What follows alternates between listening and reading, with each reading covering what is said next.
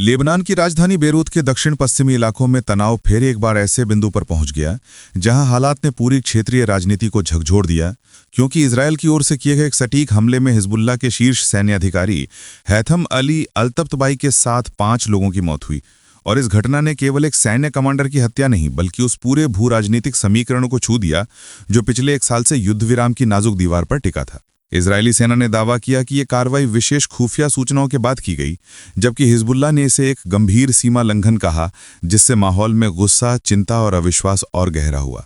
Lebanon के स्वास्थ्य मंत्रालय ने हमले में 5 लोगों के मारे जाने और 28 घायल होने की पुष्टि की और बताया कि जिस दाहिया हिले को निशाना बनाया गया वो घनी आबादी वाला इलाका है, जहां किसी भी सैन्य कार्रवाई का मतलब होता है इंसानी जिंदगियों का बड़ा जोखिम। और यही बात पड़ोसी देशों, अंतर्राष्ट्रीय समुदाय और क्षेत्रीय विशेषज्ञों को चिंतित कर रही है, क्योंकि इसका असर सिर्फ लेबनान या इजराइल पर नहीं बल्कि पूरे पश्चिम एशिया की सुरक्षा व्यवस्था पर पड़ता है। खास बात यह कि अल-तब्तबाई को हिजबुल्लाह में चीफ ऑफ स्टाफ के रूप में जाना जाता था और अरब न्यूज के मुताबिक वो संगठन के दूसरे सबसे प्रभावशाली व्यक्ति थे। और ऐसे में उनकी मौत केवल एक सैंडिंग नुकसान नहीं बल्कि हिजबुल्लाह की रणनीतिक संरचना पर सीधा प्रहार है। पिछले साल अमेरिका और फ्रांस की मध्यस्थता में लागू हुए युद्ध विराम के बाद दक्षिणी बेरूत में ये इस साल का पहला बड़ा हमला था। इजरायल का कहना है कि हिजबुल्लाह अपनी सैन्य क्षमता को फिर से मजबूत करने की कोशिश कर रहा है।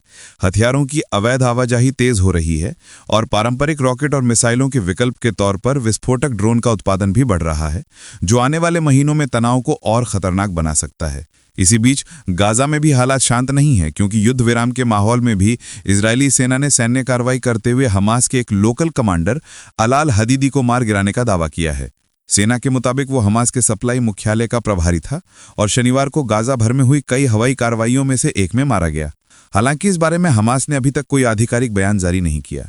इजरायल के प्रधानमंत्री ने कहा कि गाजा पर किए गए हमले इसलिए जरूरी थे क्योंकि हमास के एक सदस्य ने इजरायल नियंत्रित इलाके में घुसपैठ की कोशिश की थी, जबकि गाजा स्वास्थ्य विभाग ने बताया कि इन हमलों में कम से कम 20 फिलिस्तीनी नागरिकों की जान गई।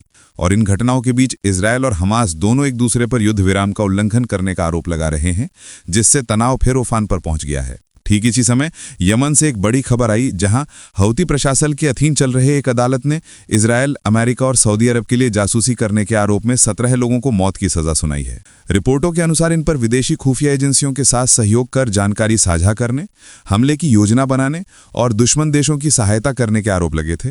और अदालत ने कहा कि इन गतिविधियों की वजह से सैन्य, सुरक्षा और नागरिक ठिकानों पर हमले हुए, जिनसे इंसानी जानें गईं और संरचनात्मक नुकसान हुआ। इसी केस में 2 लोगों को 10 साल की सजा और 1 को बरी किया गया। वकीलों के मुताबिक इन फैसलों के खिलाफ अपील का अधिकार मौजूद है। यमन में हाल के दिनों में जासूसी के शक में गिरफ्तारियां तेज हुईं, क्योंकि वहां के प्रधानमंत्री की हाल ही में एक हमले में मौत हुई थी, जिससे राजनीतिक माहौल और अस्थिर हो गया। दूसरी ओर इजरायल के अंदर भी एक बड़ी हलचल देखने को मिली, जब इजरायल के सैन्य प्रमुख ने 7 अक्टूबर 2023 के हमले की विफलता को देखते हुए कई वरिष्ठ अधिकारियों को पद से हटा दिया। सेना की तरफ से आई जानकारी के मुताबिक इन अधिकारियों को रिटायर्ड रिजर्व ड्यूटी से भी हटा दिया गया है, कुछ को अतिरिक्त फटकार दी गई और एक ने खुद इस्तीफा दे दिया। ये सारे अधिकारी पहले सक्रिय सेवा से इस्तीफा दे चुके थे पर रिजर्व भूमिकाओं में बने हुए थे। सैन्य प्रमुख ने बयान दिया कि 7 अक्टूबर की घटना में नागरिकों की सुरक्षा सुनिश्चित करने में सेना विफल रही और ये गलती इतनी गंभीर है कि इससे सीख लेकर भविष्य की सुरक्षा नीति तय करनी होगी। इस घटना के बाद इजरायल में जवाबदेही का दबाव बढ़ता जा रहा है और हजारों नागरिक विरोध प्रदर्शन कर रहे हैं कि इतने बड़े हमले की राष्ट्रीय जांच क्यों शुरू नहीं की गई, जबकि इस हमले में लगभग 1200 लोग मारे गए और 250 के करीब लोग बंधक बनाए गए थे।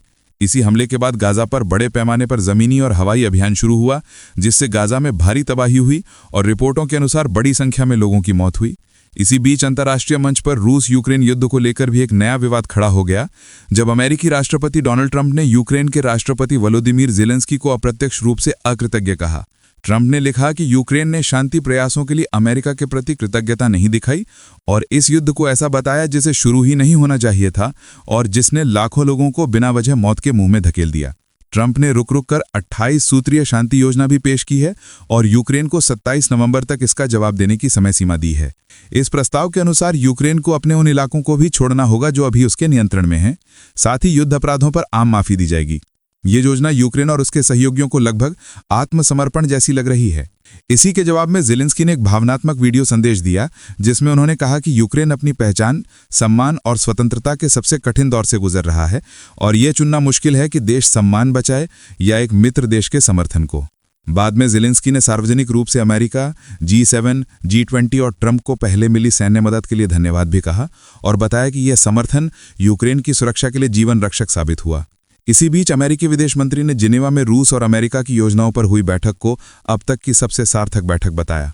समूचे पश्चिम एशिया, पूर्वी यूरोप और वैश्विक कूटनीति के इस उलझे माहौल में हर कदम एक नई हलचल पैदा कर रहा है और हर मोर्चे पर बढ़ता तनाव यह संकेत देता है कि दुनिया एक बेहद नाजुक दौर में खड़ी है, जहां एक छोटी सी घटना भी बड़े राजनीतिक भूचाल को जन्म दे सकती है।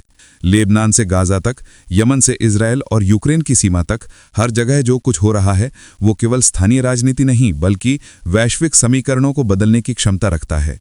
और इन सब के बीच सबसे बड़ा सवाल यही है कि क्या कूटनीति और संवाद इन बढ़ती दरारों को भर पाएंगे, या फिर दुनिया एक और बड़े संघर्ष के करीब बढ़ रही है जिसकी कीमत हमेशा आम लोगों को चुकानी पड़ती है, जो किसी भी शक्ति राजनीति का केंद्र नहीं होते, लेकिन हर उथल पुथल का सबसे बड़ा बोझ उन्हें ही उठाना पड़ता है।